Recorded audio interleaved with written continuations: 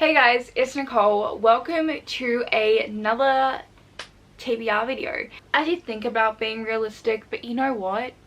I have so many books that I want to read and I'm just going to put them on this list. Like, I'm just going to do it, even though this is probably the most unrealistic TBR I have done all year. Anyway, the first lot of books I really want to read, that I really want to get through, like these are like top priority other than books that I'm going to be reading for vlogs, and that is the rest of the Rob and Hobb books.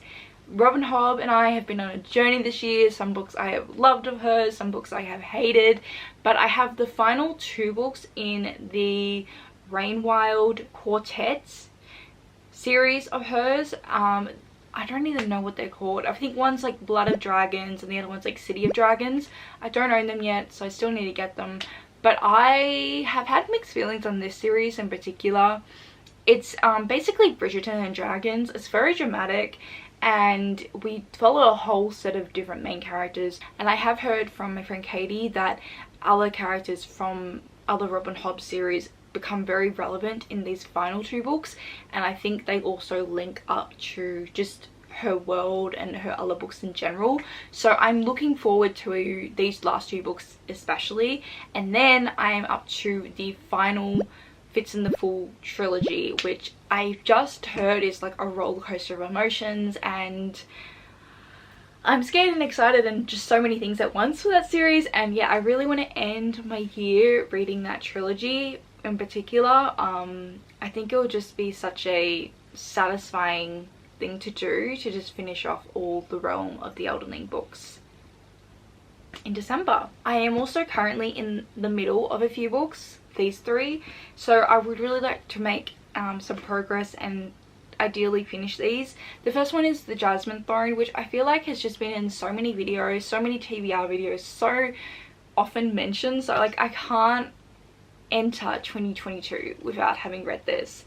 The Jasmine Throne is a sapphic romance between a maid and a princess who's sort of been exiled.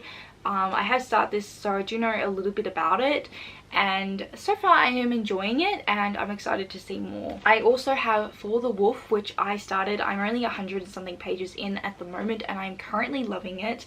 It is a Little Red Riding Hood retelling that I believe is the first book also in a series, and the premise of this is every like 100 years or so, whenever a second daughter is born in this royal line, that second daughter is taken to the woods and basically given as a sacrifice to the wolf, because there is this belief that if the daughter is sacrificed, then their like kingdom will be protected, and then eventually these lost gods will return to the world.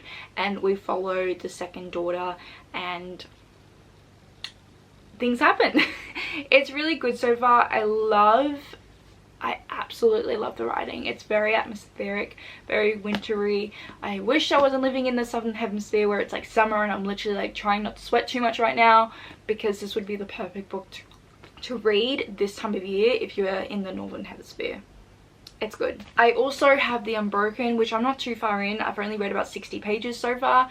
This book is basically a military warfare sort of book. We follow a girl, well, a woman now, and she was taken from her home and her family as a child and raised amongst the military and raised to become part of the army. And at the start of this book, she's just returned to her homeland as a like general or soldier. She's a soldier, not a general quite yet, and she is sort of part of this division. I'm so bad with army terms. Division, crew, group. She's part of this group in the army that basically have to squell the rebellion that's happening, and the rebellion that's happening is amongst like the people that she grew up with, like people that were probably, you know, her family and friends. So it's an interesting dynamic in that sense. I haven't read too much, so I don't really know, and I will say this is a very expansive world, so there's a lot of world building that's happening at the beginning, but I really want to finish this. I need to finish this. I also made some impulse purchases yesterday while I was on my work break, because work's quite near a bookshop, so I dropped in and I bought 2 books. Not that I need anymore, but you know, that's what we always say. Oh, and I should add, these are both Tammy's influences. I've heard Tammy speak about these quite a bit recently and she praised them quite highly, and I was like, I kind of want to read them too. The first one is The Midnight Girls. This is a YA sapphic romance, and I can't remember how Tammy described it, but she really sold it for me. There's magic, I think there's alchemy, I think this is like Polish inspired as well. I don't think it's enemies to lovers actually. I think Tammy said it's really good rivals to lovers, and it's really witchy as well. It just sounds like it's going to be a quick fun time, so a good book to end the year with. And then this one as well is like about a Japanese grim reaper. I just love anything to do with like ghosts and grim reapers, and I just think this is gonna be a really fun time, so I want to read those two as well. Okay, for some reason I really want to pick this book up, and that is One True Loves by Taylor Jenkins Reid. I went on like a bit of a Taylor Jenkins Reid binge back in like 2019, and I've read like pretty much all her books, especially her backlist. I have not read Malibu Rising, which is her latest book, but this is the only book from her backlist that I have not read, and I just want to change that. And I was looking at this when I was organizing my bookshelves recently, and her books are such quick, easy reads. I think it would be a really good one to just like pick up and read in the afternoon one day, and because it's summer here, summer vibes sort of thing, I think it'll be fun. I have a feeling this is about like a second chance romance. So yeah, we follow a girl who married her high school sweetheart, and then they sort of grow up and grow apart. Oh no, I'm so wrong. So they get married, but then he ends up going missing a year into their marriage, and then she meets someone else, falls in love again, and then the original guy comes back. Oh my god, drama! I love this. I'm so excited for that.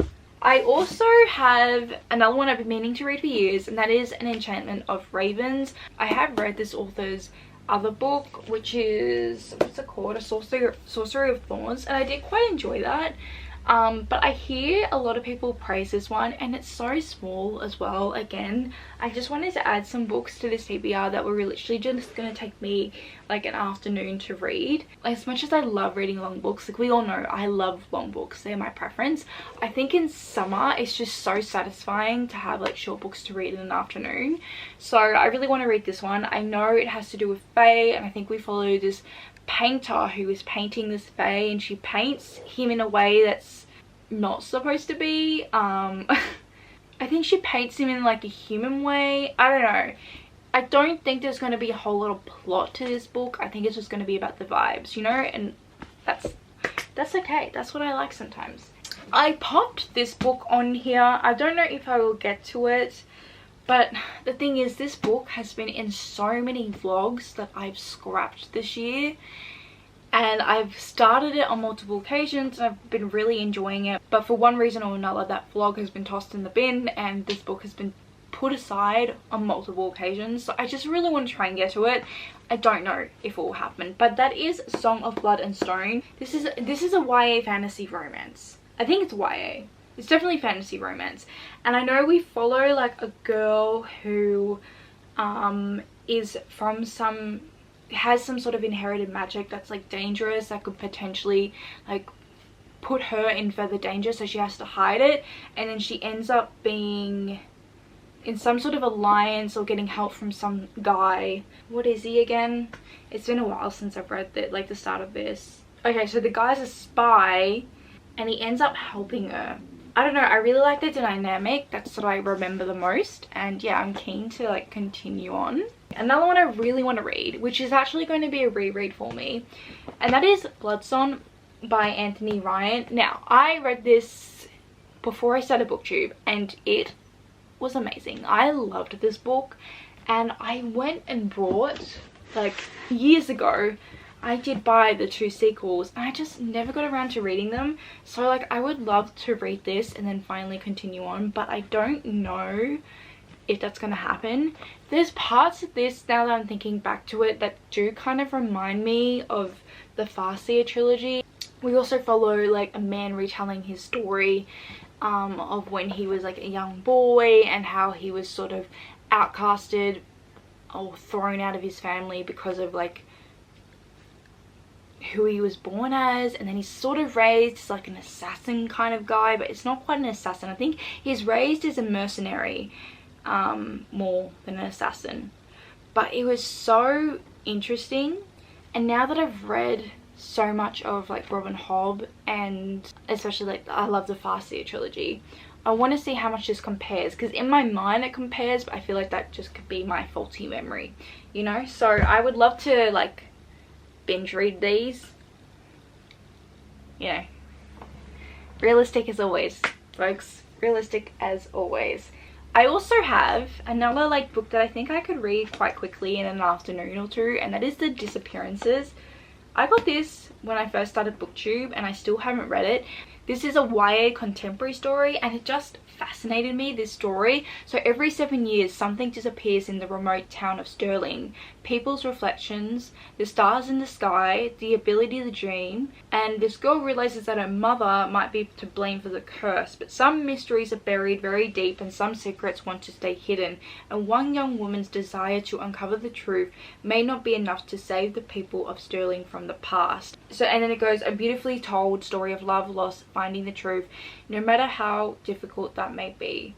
So I think this is going to be a kind of fantastical, magical realism, fabulism sort of story, and I think it's going to be quite sad, and I kind of want to read something like that. Like, I love sad books and I haven't read enough this year. I also really want to pick up A Witch in Time. I know this has time travel, it has witches, and I believe there's also quite a bit of a romance in it, and I'm in the mood for a book that has like all those elements, so I really want to read this soon.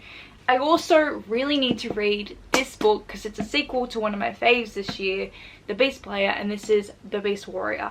I loved book 1. I'm scared for this because it takes place 10 years after. I don't know what's going to happen. I want to go in not knowing anything and just kind of going along for the ride.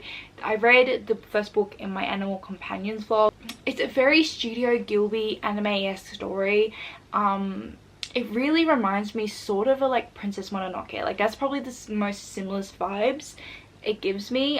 It's really about like humans' connections to animals and how humans like use animals and how they can be abused, and the difference between animals in captivity and animals in the wild and all that. So